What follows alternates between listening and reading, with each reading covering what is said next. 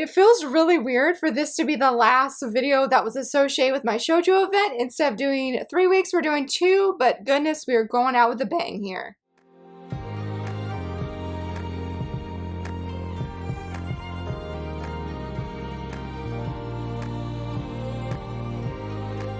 Hello friends, happy Friday. So very excited that you're here. Goodness, I am so excited to talk about this manga. As I said, this is going to be the last video that is associated with my shoujo event for this year until December, and then I ask you guys for shoujo recommendations. But yeah, if you're curious of how everything went, all the manga that were involved, be sure to check out this video here. I truly hope you had an amazing time, and I'm so excited to review this manga because, man, I've been sharing my thoughts briefly on all my social media and then updating my Goodreads review because I love this series, and that is reliving my life with a boyfriend who doesn't remember me. I'm going to be sharing my thoughts on the first 3 volumes. I'm going to do my best to not give spoilers. I feel that it's going to be very, very hard though, so please, I guess, be aware in case if you like going in blind, you probably would not be watching this video, but I will do my best to not be spoiling things, but just know that this was wonderful. But first, let me tell you what it is about. I did talk about this in my top 5 Wednesday video of second chances, so if anything sort of feels deja vu, including for myself, I do apologize.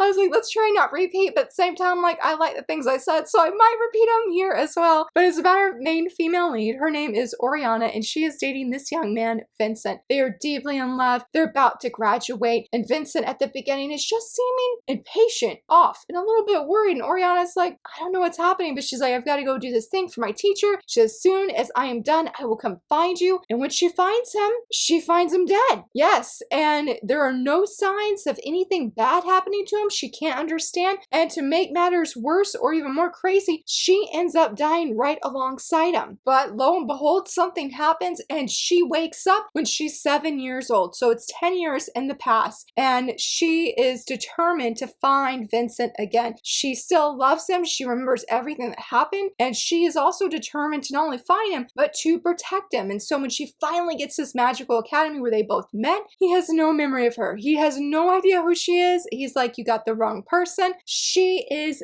devastated. And so this is her story of being in love with a boyfriend who doesn't remember her, as the title says, but also doing everything she can to find out who was after Vincent. Why did he pass away? And why did he pass away the way he did? Was it poison? Was it some other kind of forbidden magic? Like, she wants to get answers. This manga is so painful. I was skimming through rereading parts of it this morning, and I'm just like, Laura, I was like, I don't know if that was the right move, because it's like my heart feels like it's breaking. It feels like it's breaking. It is so angsty, emotional, painful, and the art really brings those emotions to life in such a powerful way. While all 3 volumes, in my opinion, are emotional at a variety of points, it really is volume 3 that I caught myself crying both times when I read this volume. I guess I should say 3, because at this point I have reread all of these volumes. I know for the first 2 at least 3 times, and this 3rd one here twice. It is just emotional pain. I know I already said that, but it is very different than everything else that I'm reading. It has some fluffy moments, but when you see Oriana pursuing Vincent, it's hard because we're seeing through her as the reader. We see the memories of her past life. We see these moments where Vincent was head over heels. In fact, we're even told that it was love at first sight for him. But in this series, in this second timeline, it is not. He seems to almost hate her. He acts, I wouldn't say cruelly, but I would say cold towards her. He ignores her at times. He gets upset with her. It is so different from the first timeline. Then seeing her reaction to this and seeing these moments, like there is one moment where you can feel the longing, you can feel the sadness that is just radiating on page. I mean, she's just here on this balcony. There should not be this heartache. That is just the aura of this page alone, and the build up to this page. It's just like, how is the artist able to convey these feelings so strongly? It's an incredible reading experience, because I feel like in general manga art is powerful, but to really feel feel this longing just come through me. She's reaching out her hand, like you can feel the emotional buildup of all that pain that she's feeling and her determination. She really is an amazing heroine that despite that Vincent is a very, or seems to be a very different person, she is not giving up. I know for this first volume, some people have mentioned they're really turned off by Oriana's actions. She is pushy. There is a point where she says, I don't care if I have to force and be clingy, I will do everything in my power to protect him. And I'm not going to say that that makes her actions justifiable, but I do feel like since she is the heroine, this is her story, it feels very realistic in the sense of her motivations. Like, I can't say, I don't actually know how it would be if I was in her shoes, but I do feel it works. There are times definitely, because as the series goes on, especially in volume 2, because I was like, Vincent, yo buddy, I know you acting different, but he feels cruel in this volume. He feels mean and cold-hearted, and it's just like, yo, I'm glad your friend Miguel is calling you out, especially in volume 3, because I believe he needs that call out. Poor Oriana, she doesn't see the misunderstandings that he has because of her words, but you know, he makes a really interesting character, because I feel like this series or this story asks the question of what do you do when you're competing with your past self who you have no memory of, but yet the person that you're starting to care for, it's almost like they are unknowingly comparing you to the previous self, you in like a different timeline. And I really feel like this story shines, like at least rereading it the first time I read it, I didn't see it, but coming back to this series and seeing his struggle, man, it is so written well. I didn't know how to say that, so I feel like I worded it weird there, but it's written so compellingly because I don't agree with all of his actions. I don't agree with how he treats Oriana, that he is literally kind to everybody else, or like when he has a really great moment where he smiles, he's like, no, I just sneered. And I'm like,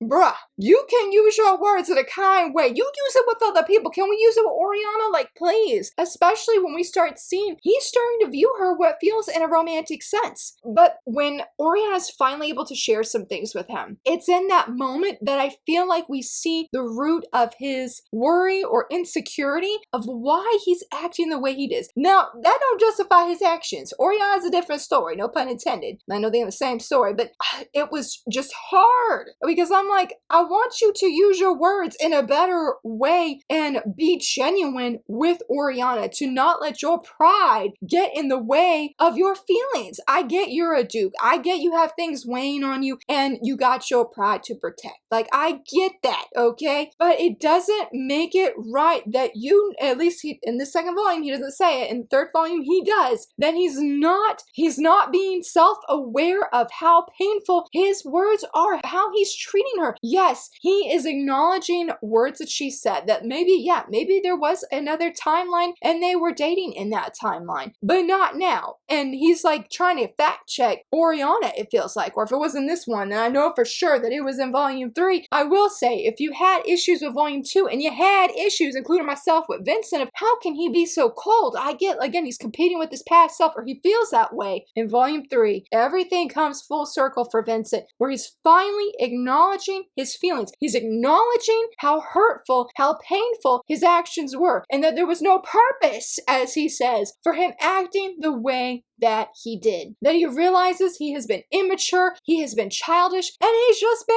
mean. I get that he's not necessarily trying to be. That Oriana is a beautiful, wonderful character, and she sort of throws him off his game, but it's still no excuse. And I appreciate that very deeply, that he acknowledges all of that in this third volume, though shout out to my boy Miguel. Oh my goodness, MVP. I love Miguel. Like, he's a piece of my heart. He brings some swoon, and I really loved in volume 2 when Miguel starts to shine as a character. He's definitely on scene. He shines from the start. Honestly, I feel it'd be survived if there were people who really dislike Miguel, because he's so compelling as well, and he's so, what does Oriana call him? The romance expert? And it's like, dude, how do you not have a girl on your side or multiple girls on your arm, buddy? Because he's great. He is fantastic. Definitely, easily one of my favorite characters. But you're talking about side characters. There is a female character. Her name is Yana. I loved her. I gotta say that more than once, because she is that friend that Oriana needs. I mean, maybe not just that Oriana needs. But the way they befriend each other, the way that Yana is there for her, I mean, we see her briefly in volume 1, but in this volume, when something happens and Oriana is a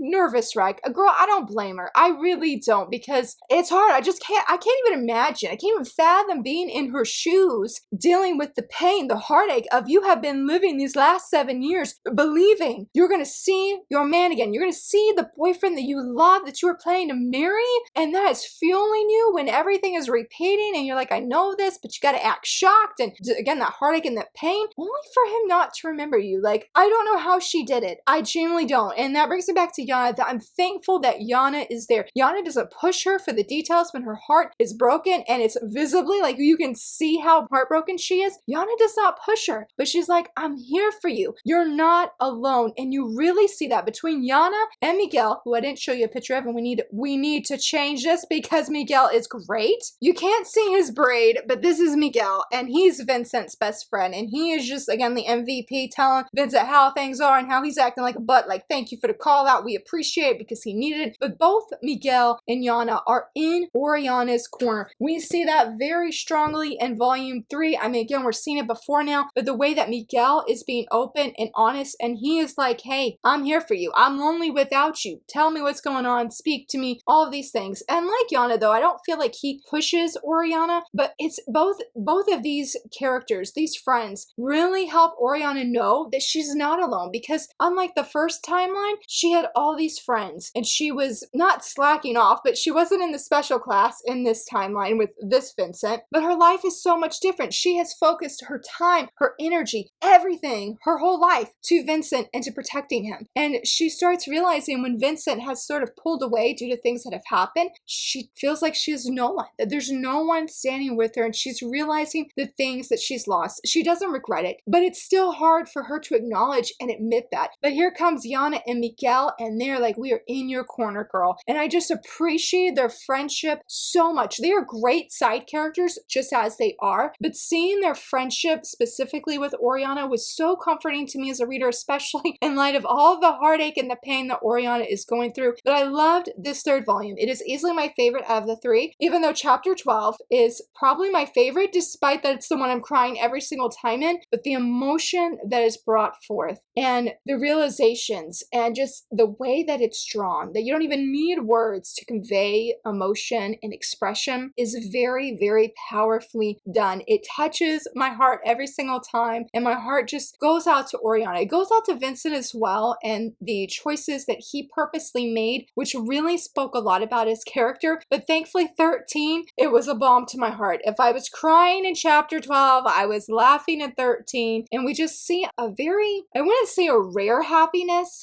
for Oriana, but I feel like there is a happiness that she hasn't quite experienced the same way she did in the first 2 volumes. That just, again, I appreciated what was happening. I was appreciating her friends are there, and it just seems to be a turning point. But I read volume 4, like I read the blurb, excuse me, and I said, oh my goodness, I said, we better go back into the angst. We better go back into it. And I don't know if my heart is ready after having this happiness in this volume and things just coming out and there being this sense of movement of going forward, that things are changing, that Oriana is finally reaching those goals of to be able to be by Vincent's side, even if it's not in a romantic sense, the way that she's deeply wanting and craving, and has made it known right from the start that still there is good things that are happening. And I hope that, because it's not the only like unrequited love that's happening, and if you're a fan of unrequited love, I think you will enjoy this volume, or this series, excuse me, in general. But I think there is a side character, 2 side characters. I feel like Oriana, where she mentioned, she's like, I didn't see this in my previous life. I didn't pay attention or didn't notice. But then like for me, when I was rereading it and like her being in the second life, that I was like, the feelings are pretty strong. I was like, how did I miss that the first time? I was like, was it because I was so focused on Oriana that I just didn't realize? It's also very, very good, and I need that ship to sail. I don't know if it will. This series currently is 6 volumes and ongoing. I believe the light novels are completed. I want it to be ongoing for a while, because I realized that even though this isn't like a comfort series for me, but the amount of times I have reread it or skimmed it does bring me happiness, or at least comfort for these characters, because I really do love them. This series is just so well written. I am just truly amazed of how everything comes together, of how the story story flows so richly and how the art just enhances this fantastic story and helping us see as readers the heartache that these characters are going through, the determination, because Oriana, like, girl, your endurance,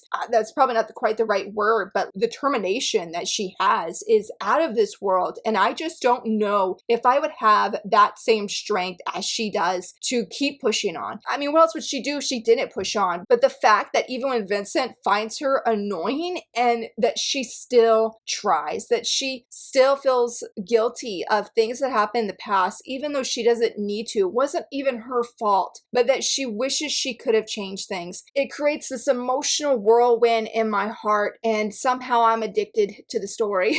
Despite the pain that I feel and the heartbreak, even this morning I was like, oh my gosh, it was like the pain, the emotional pain. It is incredible to read, and I really feel like it's because Oriana is this heroine that you just easily find yourself wanting to cheer for, of wanting her to see and find happiness, to be by Vincent's side, and that Vincent, despite not falling in love with her at first sight, that he will fall in love with her and that he will be real and honest about his feelings, because I can't just have him in love with her. I need him to say it out loud to her and to admit it to himself. I need that because the boy be feeling so many things. His expressions be giving him away, but he ain't actually verbally speaking those to anybody. It's like, come on now. Come on, come on, come on. That's what we got Miguel, though. I'm not putting Vincent in his place, but he's telling Vincent how it is, and I am so thankful for that. I truly hope that this series will be on the up and up when it comes to the emotions, though I feel like I need to tell myself what I mean, and that the sense that the story will bring more happiness, because you know that the emotional angst is going to be on the up and up. We got 6 volumes. I don't feel like our leads here have gotten together in volume 6. I don't know. I don't keep up with spoilers in that sense, and thankfully I don't see spoilers for this series, so I wouldn't want any. But hopefully everything is going to unfold in this beautiful way that you're just like, man, all this pain, and that is very true for myself as someone who is not a painful, angsty, yearning kind of fan of these stories, though somehow I am seeing that